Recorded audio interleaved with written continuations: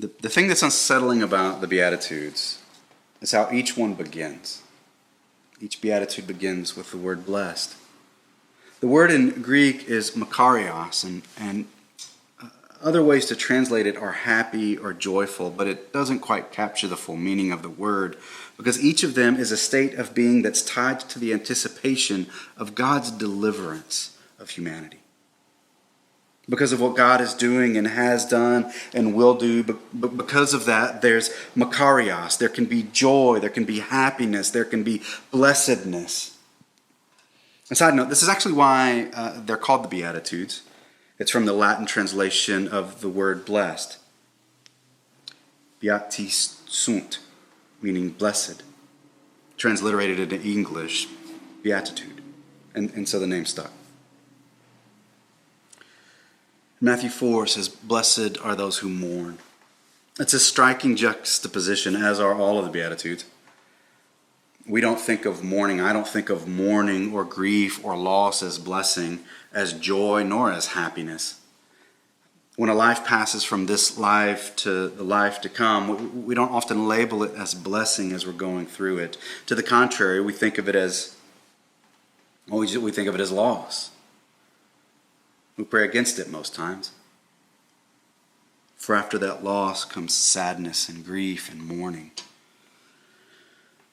For the most part, I don't think our culture knows what to do with mourning and grief.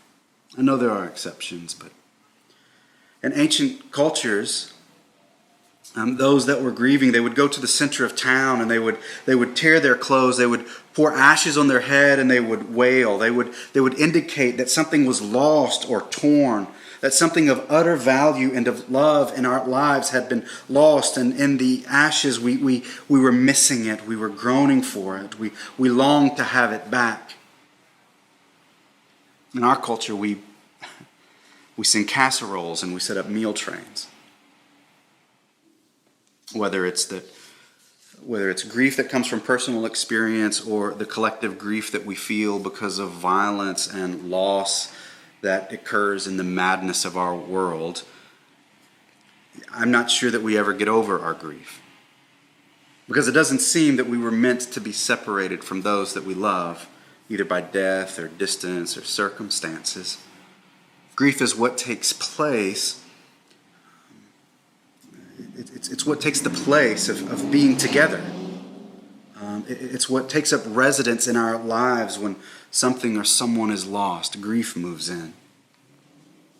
And I think that's why in the book of Revelation, God describes the regathering of all that's been lost and all that's been separated. We are gathered up by God in a great banquet, and there's not distance anymore. There's only union and reunion.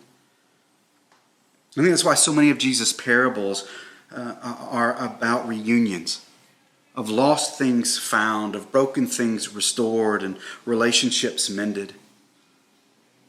I think that's why so many of Jesus' miracles are about dead things coming back to life. Dead limbs, dead eyes, dead skin, dead friends coming back to life. Because I think that grief is actually what ties us to the thing that we've lost. Where there was once union and where there was once relationship with my dad, there's now mourning and grief. And that mourning ties me to my dad and to the hope that in the end God will make all things new, including parents. I think grief is one of the emotions that animates our protests and our pursuits of justice and racial justice. It's one of the emotions that gets stirred when faced with the death of justice and the constant reminders that things are not as God intended. Grief can tie us to hope in those moments. Now, I don't want to get over my grief for my dad or for injustice, because it ties me to hope that God is setting things right. However unpromising that truth may appear in the short term, under the lights of some neon cross, I still want to grieve because it anchors me to hope.